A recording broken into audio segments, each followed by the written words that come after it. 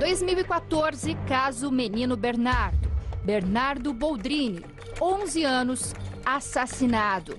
Acusados, pai, Leandro Boldrini, e madrasta, Odilaine Uglione, entre outros. 2012, caso Matsunaga, Marcos Kitano Matsunaga, 41 anos, assassinado e esquartejado. Acusada, a mulher Elise Matsunaga. 2008, caso Nardoni, Isabela Nardoni, 5 anos, jogada do 6º andar de um prédio. Acusados, pai Alexandre Nardoni e madrasta Ana Carolina Jatobá. 2006, caso Lagoa da Pampulha. Bebê, 2 meses, jogada na lagoa. Acusada, mãe Simone Cassiana da Silva. 2002, caso Von Richthofen. Manfred e Marísia mortos a pauladas enquanto dormiam. Acusados, a filha Suzane Von Richthofen e os irmãos Christian e Daniel Cravinhos. Ano 2000, caso Sandra Gomide. Jornalista Sandra Gomide, 32 anos, assassinada com um tiro nas costas. Acusado, o namorado Antônio Marcos Pimenta Neves. Esses e outros crimes chocam pela brutalidade. Muitos dos acusados já foram condenados e cumprem pena. Mas o que os espera quando saírem da prisão?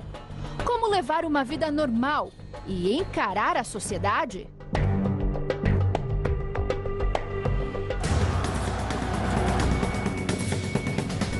Bruno Fernandes. Muitos podem não tê-lo perdoado pelo assassinato de Elisa Samúdio. Mas a dentista Ingrid Calheiros não só o perdoou, como se casou com ele em junho de 2016. Isso mesmo, o homem condenado pela morte da ex encontrou um novo amor. Cumprindo pena de 22 anos numa penitenciária em Minas Gerais, o ex-goleiro busca se redimir perante a sociedade. Omissão.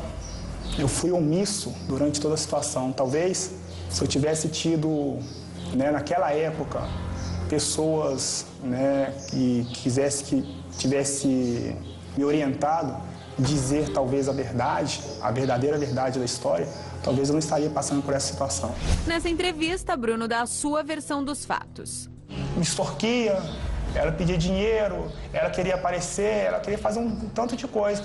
Mas ao ponto de chegar a fazer mal para a pessoa, ao ponto de chegar até de pensar em matar a pessoa, isso jamais passou pela minha cabeça. Não mandei de forma alguma. Quando me colocam como mandante desse crime, aí eu falo que eu sou isento, sou inocente nessa situação. Além de Bruno, outras 5 pessoas foram condenadas pela morte de Elisa.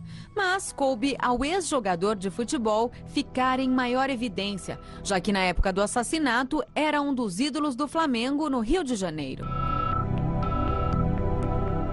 Antes do crime, a vida de Bruno era bem diferente. Rico, famoso e com vias de jogar na Europa. Mas hoje, Bruno nem é a sombra do que foi. Perdeu muito, inclusive a liberdade e talvez a credibilidade no esporte. Mas o ex-atleta espera pagar a dívida à sociedade e ganhar o perdão de todos, principalmente dos filhos. Eu vou ter que prestar conta. A minha conta maior não é para as pessoas, não. Eu vou ter que prestar conta para o meu filho. Exato. Eu vou ter que falar com ele. O que é que eu vou falar com ele? Eu falo assim, papai, onde está o corpo da minha mãe? O que é que eu vou falar para o meu filho neste momento? Eu sinto muito tudo que aconteceu. Eu quero dizer para as pessoas que sou pai, sou filho e sou marido. E as minhas filhas, quando eu ouço a voz das minhas filhas, até porque tem muito tempo que eu não vejo, tem mais de 2 anos que eu não vejo as minhas filhas, eu quero dizer para elas que o papai está voltando. E vocês podem ficar tranquila, o papai está voltando para dar continuidade na nossa vida. uma história que chocou o país. Uma menina de classe média alta, estudante de direito e coautora da morte dos próprios pais. Em outubro de 2002, o engenheiro alemão Manfred Richthofen e a mulher, a psiquiatra Marisa, foram assassinados a pauladas enquanto dormiam em sua mansão na zona sul de São Paulo. No dia 7 de novembro do mesmo ano, a filha confessou o envolvimento no assassinato. Os outros autores do crime, o então namorado de Suzane, Daniel Cravinhos, e seu irmão Christian, também foram acusados. Perto de completar 14 anos, esse é até hoje um dos crimes de maior repercussão nacional e que gerou revolta.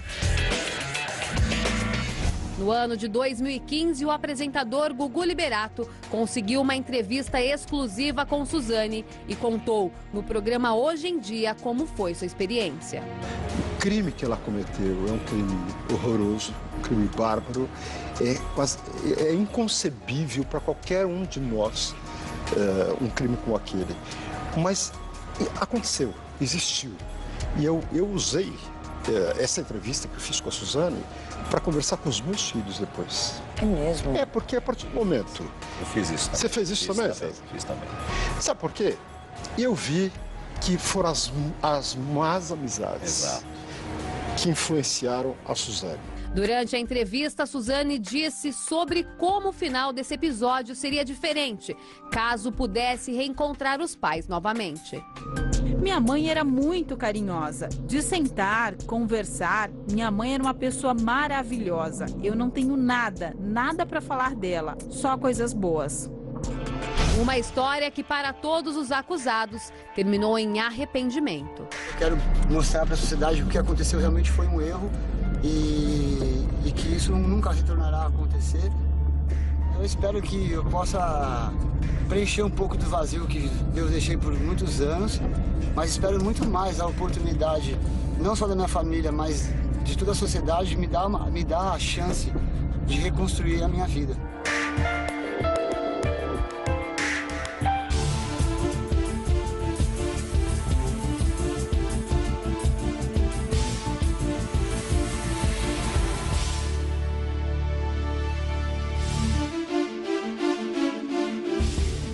Uma boa noite. Eles matam cruelmente, seja pai, mãe, o companheiro ou o filho. E mesmo após julgados e pagarem por seus crimes, continuam sendo apontados por grande parte da sociedade. Esse é o nosso debate de hoje, crimes hediondos, porque mesmo depois de cumprida a pena, a sociedade não perdoa o criminoso. Você pode participar através das redes sociais, do nosso telefone, que está aí na tua tela, e também o Skype. Eu converso com o doutor Nelson Calandra, juiz desembargador. Obrigado por ter vindo ao nosso programa. Boa noite. Bom dia, Jana. Muito obrigado. Sempre um prazer renovado poder participar desse programa. E eu já gostaria de fazer uma pergunta. Quando que um crime é considerado hediondo? O primeiro rótulo de crime hediondo foi colocado no tráfico de drogas e depois no homicídio qualificado, crime de tortura e outros crimes que vão surgindo. E a sociedade e o legislador imagina que, batendo um carimbo de crime hediondo numa figura típica do Código Penal, nós vamos resolver o problema da violência. E nós, juízes, pagamos, missionário, um altíssimo preço, porque nós somos responsáveis por prender e soltar as pessoas que cometem crimes. E eu me recordo, como presidente de sessões do Tribunal do Júri, quando encerrava o júri, às vezes o réu condenado a 30, 40 anos de reclusão por vários crimes de morte, ou por um qualificado, e nós éramos obrigados a assistir o réu sair pela porta da frente junto com a família da vítima. Isso, para nós, juízes, era um drama, porque a sociedade não vai apontar para quem matou, vai apontar o juiz que não manteve aquela pessoa presa. Mas nós tínhamos a impossibilidade de manter aquela prisão, mesmo diante do julgamento pela sociedade no tribunal do júri, mesmo que o réu fosse confesso, no sentido que de fato matou, tirou a vida daquela ou de várias pessoas, e além disso, pior de tudo, que muitas vezes nós fixávamos uma pena de 18 anos de reclusão e a família da vítima encontrava o réu na rua com 3 anos de cumprimento de pena. Lógico que a pena é para recuperar, a pena é para reinserir o preso, fazer ele refletir sobre o mal que ele fez. Mas será que alguém, pai ou mãe de uma pessoa vitimada, que reação ele vai ter quando, por exemplo, no caso da autora teatral e diretora de televisão, Glória Pérez, sai na rua e encontra as pessoas que mataram a filha dela, soltos, depois de cumprir 3 anos de prisão. Foi por isso que a magistratura, atendendo esse clamor da sociedade, enviou uma proposta de alteração da pena para aumentar o tempo de cumprimento da pena antes que a pessoa pudesse ser liberada. Então, no crime hediondo, que são os crimes de morte, o tráfico de drogas, aquela tortura e outros crimes definidos na Constituição e a lei como hediondo, nós pedimos que a progressão da pena, isso que é o ponto principal, ela fosse com maior tempo. Então, hoje, para alguém ser libertado num crime hediondo, ele não sai mais com 3 anos. Ele vai ter que cumprir, no mínimo, 2/3 da pena, ele vai para um patamar mais elevado de regime fechado para chegar ao regime semiaberto ou aberto. Eu já volto com o senhor, eu vou conversar por Skype com o doutor José Beraldo, advogado criminalista. Inclusive, você esteve no caso Eloá, isso? Boa noite, doutor. Boa noite, Felipe. No caso Eloá, no caso o Jean, que é jogador de futebol, Lindenberg, e vários outros casos, né? Esses casos realmente em que a pessoa pratica o crime com requintes de crueldade, várias facadas, de uma forma premeditada. Eu costumo sempre dizer o seguinte, que se os mortos falassem, os vivos não mentiriam. Nós verificamos, depois que cometem os crimes com requintes de crueldade, com perversidade, de uma forma insidiosa, cruel, né? Eles encontram, dizem que encontram um arrependimento, mas eu acredito que isso é a própria consciência, ou seja, nossas consciências são nossos tribunais, não é verdade? E ali na masmorra, eles começam a refletirem. Né? Então, nós verificamos, mesmo com as leis, com a lei dos crimes hediondos, e como bem colocou a sua excelência, o desembargador, tão bem representando a magistratura nesse programa, dessa madrugada, como colocou bem, nós temos o crime de latrocínio também. Esse latrocínio é a pessoa comete um crime justamente para roubar o patrimônio, matar a vítima para ocultar o crime e depois encontra, segundo a lei de execução penal, os benefícios e tem aquela saidinha temporária. Sabe como a saidinha temporária? Ou seja, no caso da Ritoche, por exemplo, na última vez matou os próprios pais, teve o direito de sair aqui, uma saidinha temporária, no Dia dos Pais. É verdade, ela ganhou indulto no Dia dos Pais, né? A lei faz isso. E nós verificamos mesmo que a lei é bastante benevolente com aqueles que cometem crimes hediondos, não é verdade? Mas hoje nós temos aqui, principalmente, o nosso Tribunal Paulista, tão bem representado, inclusive com a figura... Agora, desculpa até interrompê-lo, senhor. Por que o senhor acredita que mesmo depois da pena ter sido cumprida, a sociedade continua apontando o dedo? A sociedade não releva. Se ele já pagou ou não pagou o suficiente, será isso que as pessoas pensam?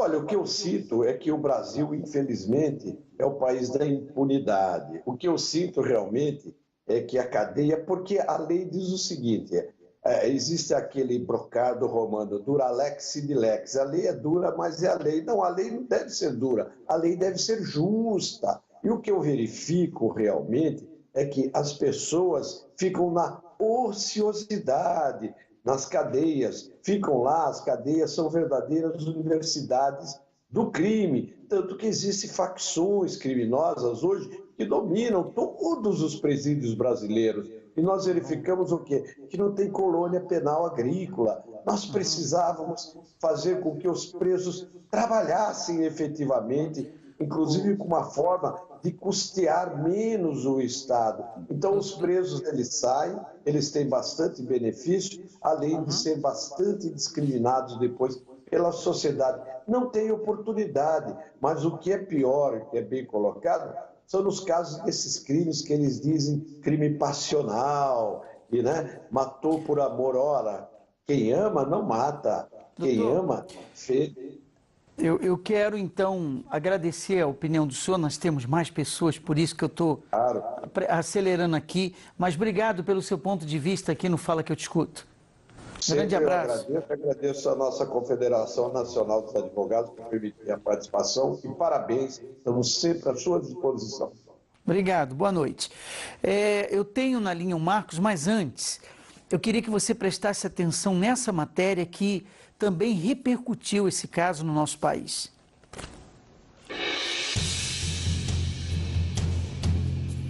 Um crime que não sai da memória e que para sempre ficará marcado. 28 de janeiro de 2006, um saco plástico com um pedaço de madeira é visto boiando na Lagoa da Pampulha, em Belo Horizonte, Minas Gerais. Difícil de acreditar que ali dentro havia uma criança. Você gato. Não é neném?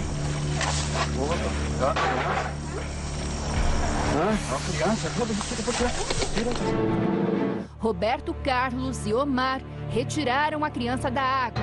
Impossível esquecer aquele momento. A gente pode viver 100 anos que a gente não vai esquecer disso nunca. O rostinho dela, o jeitinho dela, até hoje nunca saiu da minha cabeça.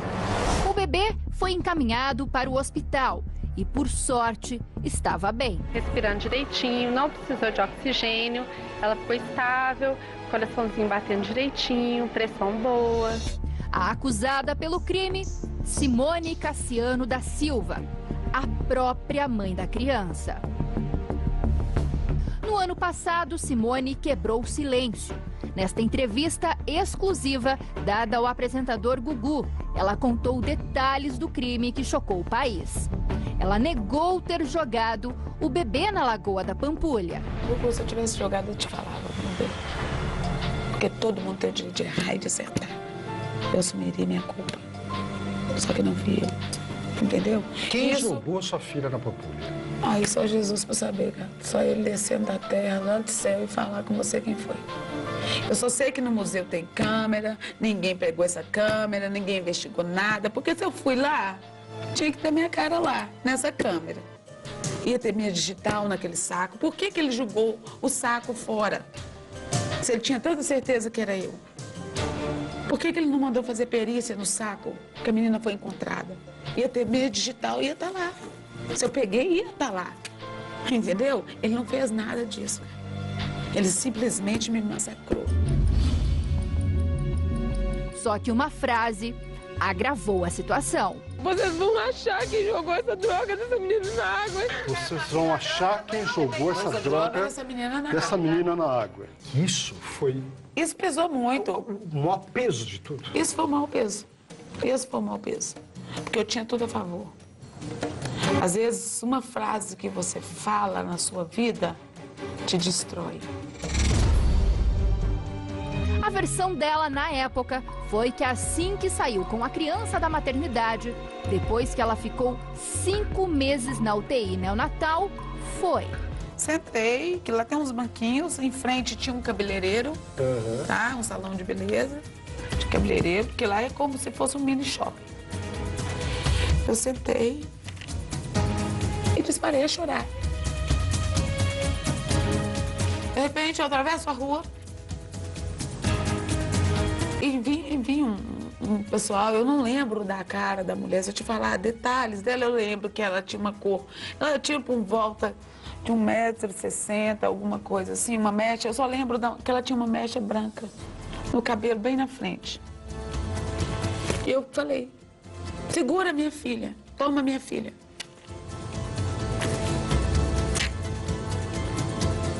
E aí foi assim. Culpada ou inocente? Você tinha consciência de que você tinha dado a sua filha? Eu tinha consciência de nada, não, Gugu. Eu não tinha consciência de nada. Se você me perguntar hoje, aonde que sua filha foi jogada? Não sei. Eu nunca mais passei naquele lugar. Simone foi acusada de tentativa de homicídio e cumpriu 9 anos de prisão. Perante a justiça, ela pagou pelo crime, mas até hoje é condenada pela sociedade por aquela frase que ninguém consegue esquecer. Vocês vão achar que jogou essa droga dessa menina na água.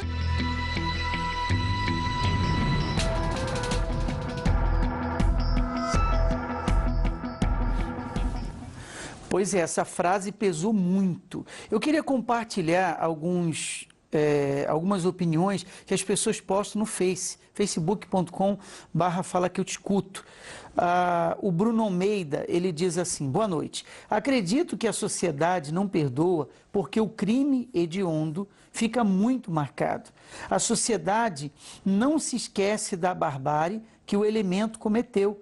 Os crimes hediondos são praticamente inesquecíveis. Existem crimes que ocorreram há vários anos atrás e que são lembrados até hoje pela sociedade e pela mídia.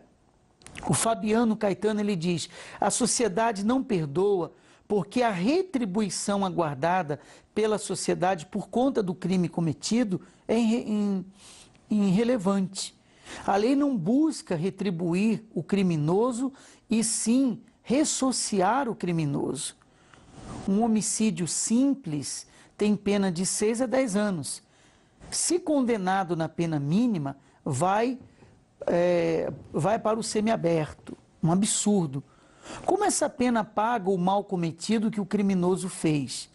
A família da vítima perde o ente querido. Se tiver filhos, esses não verão o crescimento das crianças.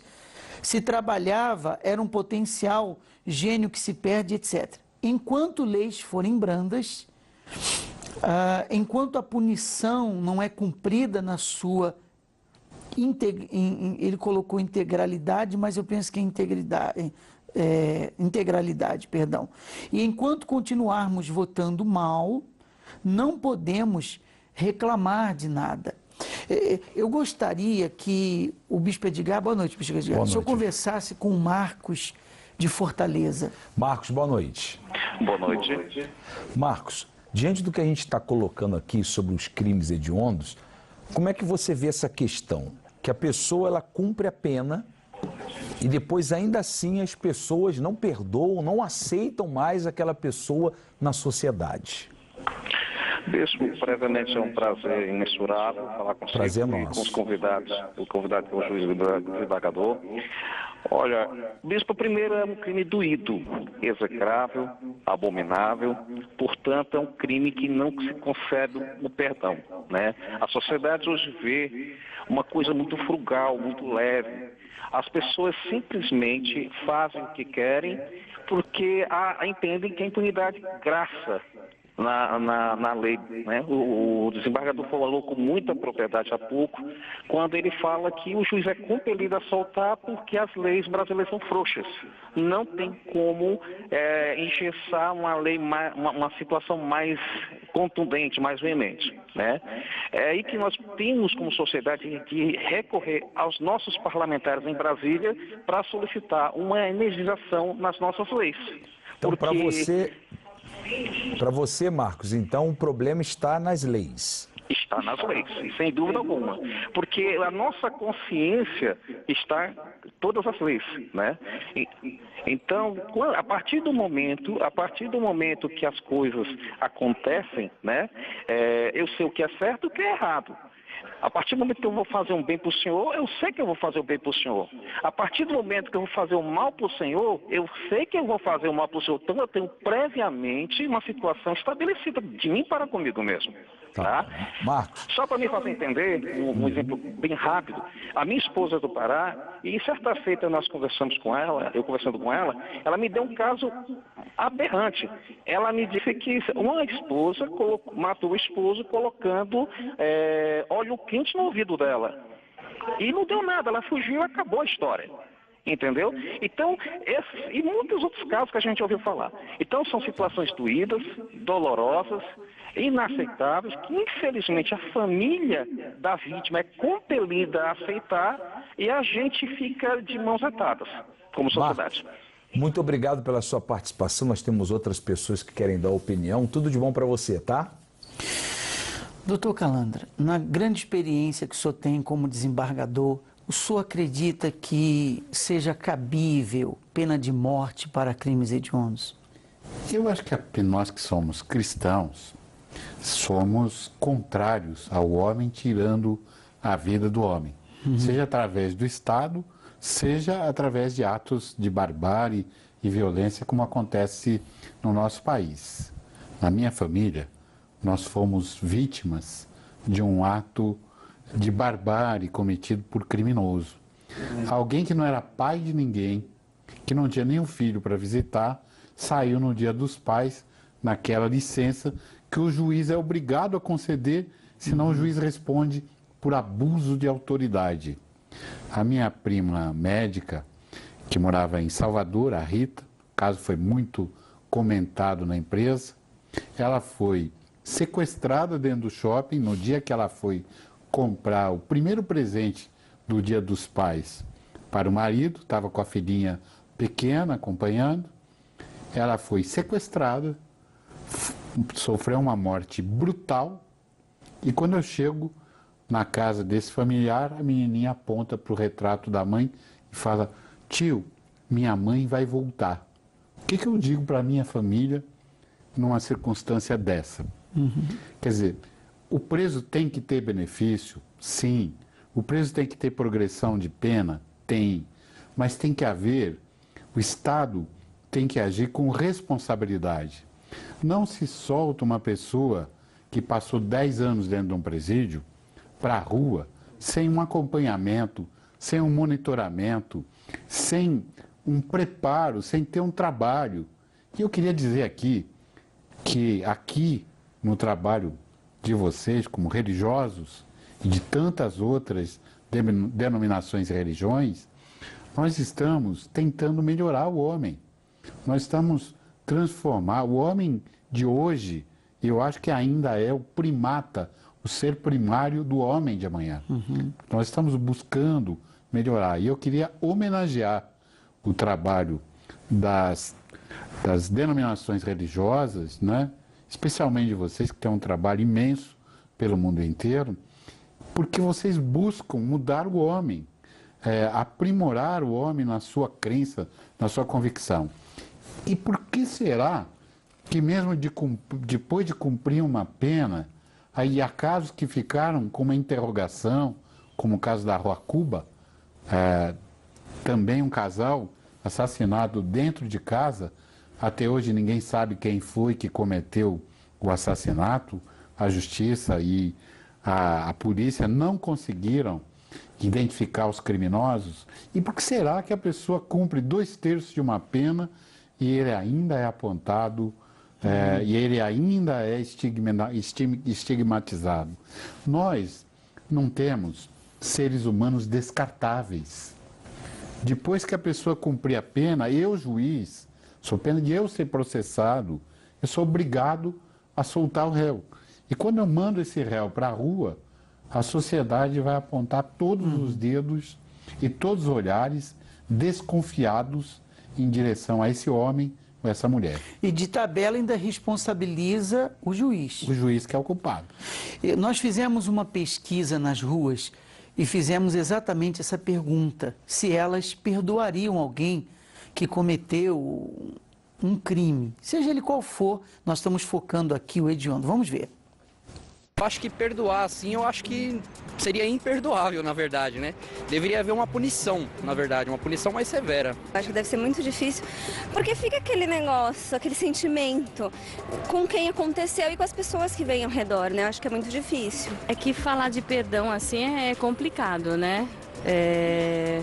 Mas seria alguma coisa que eu acho que a pessoa teria que pagar, né? Se você faz alguma coisa errada aqui, você tem que pagar por isso. Olha, a gente não sabe o que passa na cabeça da pessoa, né? Mas eu acho que eu não perdoaria, não. Você nunca vai esquecer uma coisa dessa e vai carregá-la pro resto da vida. Eu acredito que é difícil você perdoar essa pessoa. Você pode até falar que está perdoando, mas eu acho que internamente você não perdoa, porque é a pessoa que acabou com o seu amor, sua alegria da vida, né? Vontade de fazer a justiça com as próprias mãos. Pois é, deixa eu conversar com o Marcos, ele é jurista e especialista em segurança pública de Santa Catarina. Boa noite. Boa noite. Pois não, Marcos. Você me ouve bem? Estou ouvindo bem, pode falar. A sua opinião, por favor. Ouvindo os colegas aí e acompanhando essa situação, fala-se muito em legislação e lei, aplicação da lei, soltura de preso, cumprimento de pena, mas temos que ficar atento à seguinte situação. Na aplicação da pena, da dosimetria da pena, quando o juiz aplica a pena ali, ele leva em considerações